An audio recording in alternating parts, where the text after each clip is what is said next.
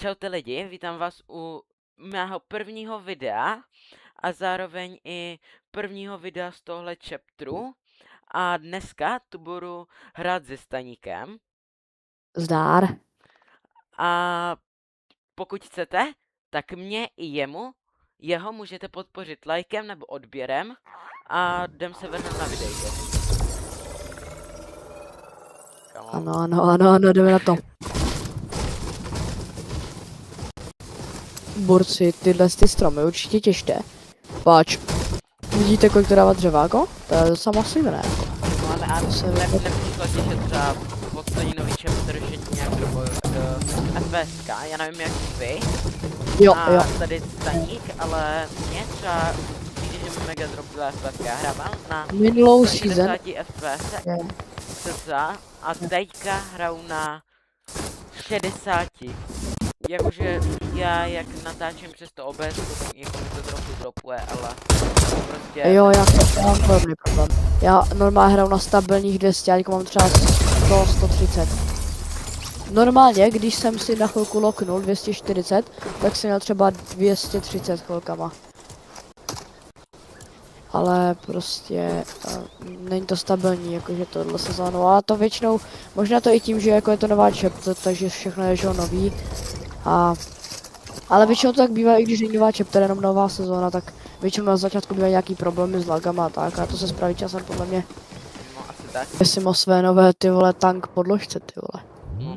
Dneska jsem, dneska jsem si byl koupit podložku. Čekal jsem půl hodiny na bus, samozřejmě ujel před obličem, no, tak jsem čekal půl hodiny na druhý. Bus byl úplně plnej. Celou dobu jsem neseděl, bolely mě nohy jak to. Takže, no, tak když to pominu, tak potom nějaká babka, tak tam přes celý bus začala prostě řvat nějaký gugu gaga, no, prostě takový to žvatlání těch babek. Jo, chtěl jsem si koupit tu podložku, oni měli vyprodaný nejlepší materiál, ji mám prostě od Yankee do Borderlands edici limitovanou. Ale jakože já jako nejsem fanoušek tanků, tahle byla celkem hezká červená, ale prostě ten materiál je úplně nejlepší, no. Tak, měli vyprodaný, já hledám potom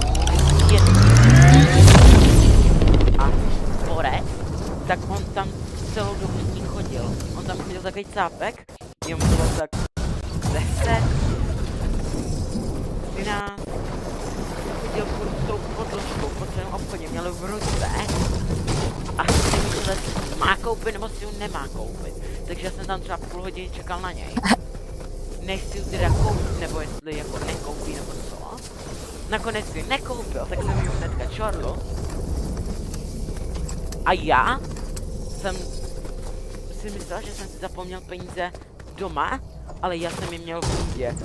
Takže já jsem prostě strašný fail dal, já jsem si řekl, sorry, nemám peníze.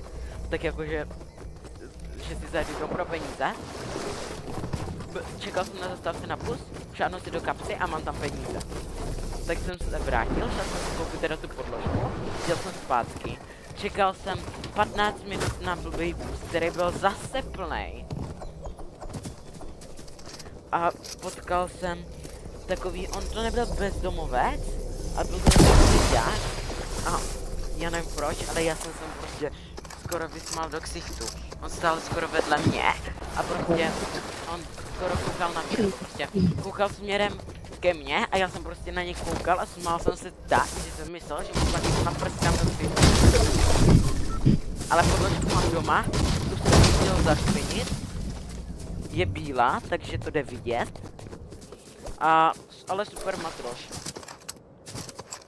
Předtímhle jsem hrál na podložce 90/90. Že co? Hlavně, že je pohodlná. Ano, souhlasím. Hej, máš zasvěděnou celou, ale hlavně, že je pohodlná. Nevadí. No? Trochu pašík se. Mě vždycky nefunguje obraz, mám rozbitý obraz. On to rozbil můj nevlastníráka. A on vždycky nejede a on jede jenom, když do té obrazovky bouchneš pěstí, tak on se zase rozjede. A většinou jede tak na 15 minut. Takže většinou vždycky za 15 minut musím stižnout do obrazovky, aby zase se nahodilo.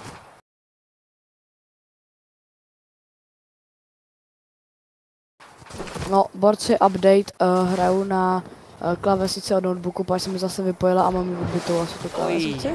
No já mám jedný klávesnici Atom, custom, za 1000 z Planea.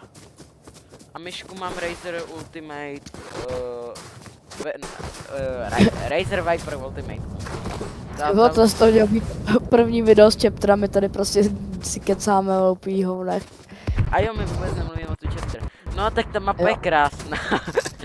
Hej jo, ne hej, actually to surfování je trošku ser, jakože je cool, ale není to dobrý jak Battle Bus. To surfování ale prostě, ono je takový, že jsi doprostřed mapy a musíš glidit prostě přes celou mapu a nebo autem, aby se tam dostal. Já nerad lendím jako vlastně na kraje map. Tak, já většinou rád lendím do středu. Když lendím na kraje, tak jenom v keškách, a jakože... Jo, a jakože nevadí, když je to jenom na chvilku, tak mi to nevadí.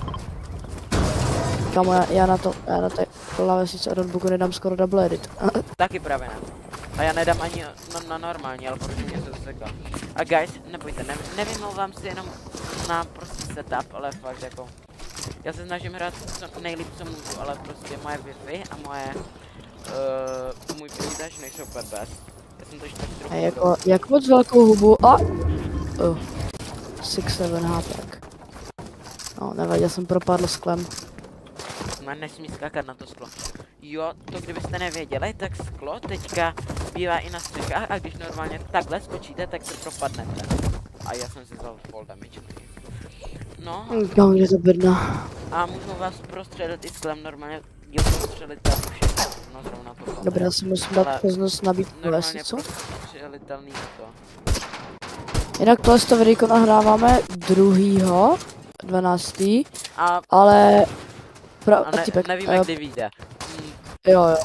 Trochu se bojíme, že vyjde na konci měsíce, ale... Ne, to zas ne. No, tak jako podle toho, jak dobře budeme editovat. Já zítra nejdu do školy, takže pravděpodobně zítra bych vám ho já měl doručit. A ne... Já pokud to teďka slyšíte u Staníka na YouTube, tak moje video bude v pátek, nejspíš. Do pátku, takhle. What's up, ty? Kam tam letí? Oj, já jsem dostal jakou čočku. Guys, jeden crack. Dostal, ty dvakrát jsme se 40. Oj, nigger. Ať to je opět přimotovaná láva. A jo, já nemůžu říkat nigger. Do pytla, já nemůžu říkat nigger. A řekl jsem stát nigger,